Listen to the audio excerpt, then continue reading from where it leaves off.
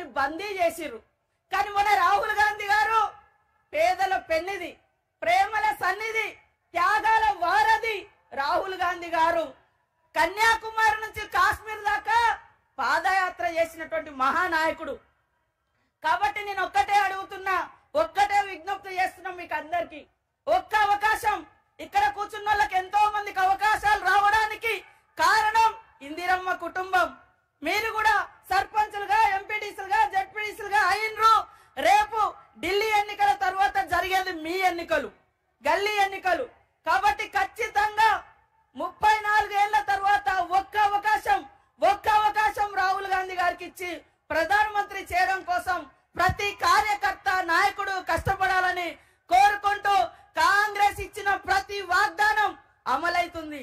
అధికారం పోయినటువంటి అసహనంతో బీఆర్ఎస్ నాయకులు మరి పిచ్చి వాళ్ళ లెక్క మాట్లాడుతున్నారు. నిన్న బీజేపీ నాయకులు కూడా మరి రోడ్డు మీదకి వచ్చి ధర్నాలు చేస్తున్నారు ఇవాళ రైతుల కోసం. అయ్యా, మీరు కార్పొరేట్ కంపెనీల కోసం, బహుళ జాతి కంపెనీల కోసం, రైతాంగ వ్యవసాయాన్ని ముంచడం కోసం నల్ల చట్టాలు తీసుకొస్తుంటే వాటికి వ్యతిరేకంగా పోరాడుతున్నటువంటి రైతుల మీద కాల్పులు చేసింది మీరు.